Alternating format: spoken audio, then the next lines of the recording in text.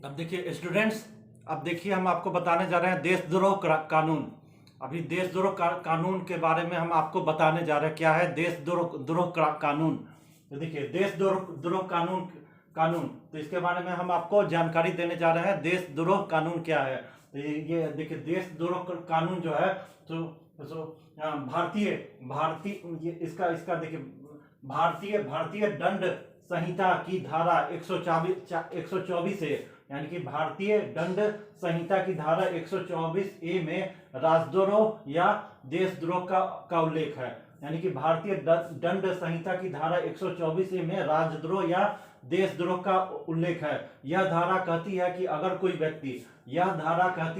कोई व्यक्ति बोलकर, लिखकर, इशारों से, चिन्हों के जरिए किसी और तरीके से भारत में विधि द्वारा स्थापित सरकार के प्रति घृणा या अवमानना या उत्तेजित करने की कोशिश करता है या असंतोष को भड़काने का प्रयास करता है तो वो राजद्रोह का आरोपी है।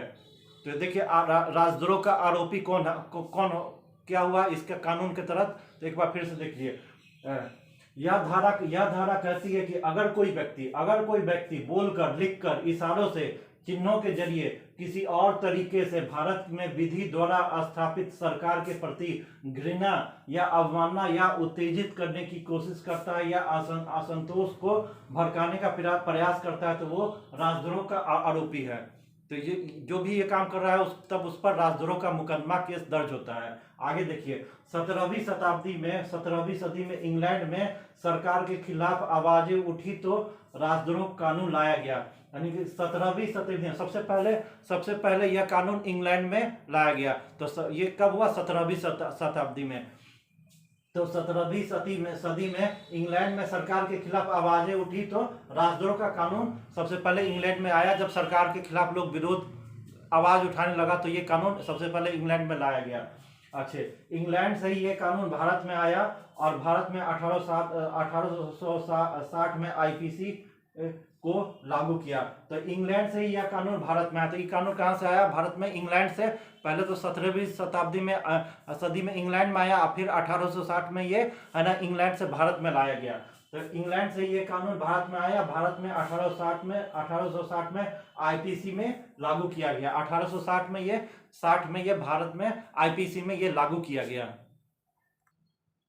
अब देखिए, हाँ, तो जब 1860 में जब ये कानून है ना सो इंग्लैंड से भारत में लाया गया तो उसके बाद क्या हुआ? तब इसमें उसमें 1860 में जब इंग्लैंड से ये भारत में आईपीसी में लागू किया गया तब इसमें देशद्रोह कानून नहीं था।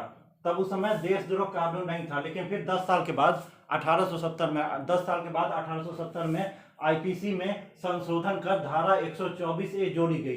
तो किसमें? 1870 में आईपीसी में संशोधन कर धारा 124 ए जोड़ी गई। इस धारा का इस्तेमाल स्वतंत्रता आंदोलन को कुचलने, गिरफ्तार करने के लिए होने लगा।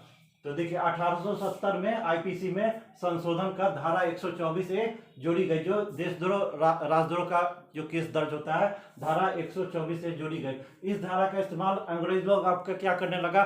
स्वतंत्रता आंदोलन को कुचलने के लिए, गिरफ्तार करने के लिए, स्वतंत्रता सेनानी को गिरफ्तार करने के लिए ये सब देशद्रोह का मुकदमा उसके बाद ये भारत में ये सब लागू करने लगा। इसका नतीजा यह हुआ कि सबसे पहले 1922 में सबसे पहले क्या हुआ? 1922 में महात्मा गांधी पर सबसे पहले यह मुकदमा दर्ज किया गया। सबसे पहले मुकदमा ये किस पर दर्ज किया गया? 1922 में महात्मा गांधी पर यह मुकदमा सबसे पहले दर्ज किया गया। फिर बाद में साप्ताहिक पत्रिका यंग इंडिया में फिर उसके बाद साप्ताहिक पत्रिका जो था यंग इंडिया, उसमें है ना सो अंग्रेजों के खिलाफ लेख लिखने के लिए साप्ताहिक पत्रिका साप्ताहिक पत्रिका यंग इंडिया में अंग्रेजों के खिलाफ ये लेख लिखने के लिए फिर उस पत्रिका पर भी मुकदमा दर्ज किया गया, मामला दर्ज किया गया। और उसके बाद फिर है ना सो अनेक स्वतंत्रता सेनानियों पर भी ये मामला फिर बाद में धीरे धीरे दर्ज होने लगा। भगत सिंह, बाल गंगाधर तिलक, ये सब पर भी ये जो है ना राजगुरु सुखदेव पर भी ये सब देशद्रोह राजद्रोह का मुकदमा है ना अंग्रेजों ने दायर कर दिया। तो अब देखिए, ये सब तो इस कानून के बारे में आपको हम जानकारी दे दिए कि देशद्रोह कानून है ना, इसका दुरुपयोग भारत में कैसे हुआ। सो अंग्रेज जब है ना स्वतंत्रता आंदोलन को कुचलने के लिए इस ये है ना ये कानून को लाया भारत में, और है ना स्वतंत्रता सेनानियों पर ये सब है ना केस मुकदमा ये सब दर्ज किया। धारा 124 है जो देशद्रोह राजद्रोह का मुकदमा होता है। अब लेकिन अब ये क्या केस हुआ, अब इसमें ये केस हुआ है, सबसे बड़ा केस हुआ है जो महाराष्ट्र में एक मामला आया है कि महाराष्ट्र में जब है ना यहाँ हनुमान चालीसा रही, वहाँ की जो पार्लियामेंट है कि मेंबर है नवनीत राणा। तो ये नवनीत राणा जो है सो मेंबर ऑफ पार्लियामेंट है, इंडिपेंडेंट मेंबर ऑफ पार्लियामेंट है महाराष्ट्र से। तो उसने ये घोषणा किया कि हम है ना सो वो जो है ना उद्धव ठाकरे के आवास के सामने जाके हनुमान चालीसा पढ़ेंगे या मंदिर में पढ़ेंगे, हनुमान चालीसा का पाठ ये सब पढ़ेंगे। तो ये जो है ना जब उसने घोषणा कर दिया कि है ना वो जो वहाँ के जो चीफ मिनिस्टर है उद्धव ठाकरे, उसके आवास के पास जाके हम लोग है ना हनुमान चालीसा का पाठ करेंगे। तो जब ये कदम उसने उठाया तो उस पर ये नवनीत राणा पर है ना राजद्रोह का मुकदमा दर्ज हो गया। तो ये मामला है। तो ये इसी मामला को है ना जो हमारे सुप्रीम कोर्ट के जो चीफ जस्टिस है क्या नाम है, NV रमन्ना। तो ये जब ये मामला जब हुआ कि है ना नवनीत राणा पर राजद्रोह देशद्रोह का मुकदमा दर्ज हो गया, किस लिए, तो हनुमान चालीसा पढ़ने पर। तो हनुमान चालीसा पढ़ने पर जब है ना एक है ना मेंबर ऑफ पार्लियामेंट पर देशद्रोह का मामला जब दर्ज हुआ है, तो इस पर है ना जो सुप्रीम कोर्ट के जो चीफ जस्टिस है NV रमन्ना, जब ये बात उनको पता चला कि है ना ये हनुमान चालीसा पढ़ने पर है ना देशद्रोह राजद्रोह का जो है ना धारा 124 से लगाया जा रहा है, तो उस पर आपत्ति दर्ज की। और इसके बाद आपत्ति दर्ज करने के बाद ये मामला फिर आगे ये बढ़ा कि इस कानून को स्थगित करने का फैसला लिया गया है। तो अस्थायी तौर पर इस मामला को स्थगित करने का फैसला लिया गया। तो सबसे पहला ये बात है कि हनुमान चालीसा, आप देखिए कंडीशन ये है कि महाराष्ट्र में कुछ लोग जब है ना हनुमान चालीसा पढ़ रहा है, तो हनुमान चालीसा पढ़ने पर वहाँ की सरकार लोगों पर राजद्रोह देशद्रोह का मुकदमा दर्ज कर दी। जो इस कानून का सरासर गलत उपयोग हुआ, और इस पर चीफ जस्टिस जो भारत के चीफ जस्टिस हैं सुप्रीम कोर्ट के, उन्होंने आपत्ति दर्ज की कि है ना कि क्या ये हो गया है कि हनुमान चालीसा पढ़ने पर भी है ना ऐसा कानून जो देशद्रोह का कानून लगाया जा रहा है। तो इस कानून पर समीक्षा किया जाए और इसको तत्काल स्थगित करके अस्थायी तौर पर इसको स्थगित करके है ना इस कानून की समीक्षा आगे की जाए। तो यही मामला आया है कि जो है ना इसमें जो है ना कंडीशन अब ये हो गया कि हनुमान चालीसा कुछ लोग पढ़ रहा है रोड पर या किसी के आवास के पास आके, तो उस पर है ना वहाँ की महाराष्ट्र की सरकार ने देशद्रोह राजद्रोह का मुकदमा दर्ज कर दिया है।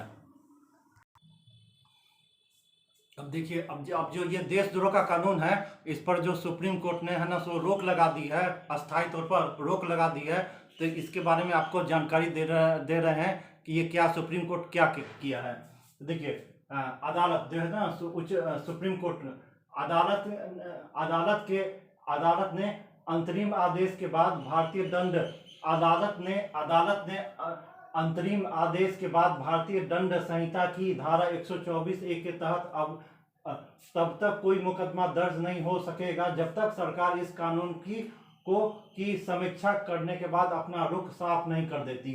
यानी कि अब है ना ये जो भारतीय दंड संहिता की धारा 124A के तहत जो देशद्रोह राजद्रोह का कानून है, 124A धारा 124A जिसको देशद्रोह राजद्रोह का कानून कहा जाता है, तो उसके तहत अब है ना कोई मुकदमा दर्ज नहीं हो सकेगा। यानी कि इस कानून जो देशद्रोह का कानून है उस पर अब है ना अभी है ना ये रोक लग गया कि अब इस पर कोई मुकदमा दर्ज नहीं, इस धारा पर कोई मुकदमा दर्ज नहीं हो सकेगा जब तक सरकार इस कानून की समीक्षा नहीं कर लेती है। जब तक इस कानून को पुनर्विचार करके इसका पूरा समीक्षा करने जब तक नहीं कर लेगी, तब तक है ना ये देशद्रोह का कानून किसी पर अब है ना नहीं लगाया जा सकेगा, अपना रुख साफ नहीं कर देती। यहाँ तक कि इस धारा के तहत जो मामले अदालत में चल रहे हैं उनकी कार्रवाई भी रोक दी जाएगी। यानी कि है ना देशद्रोह का कानून के तहत जो भी कार्रवाई अदालत में चल रही है, ये देशद्रोह और राजद्रोह का जो मुकदमा है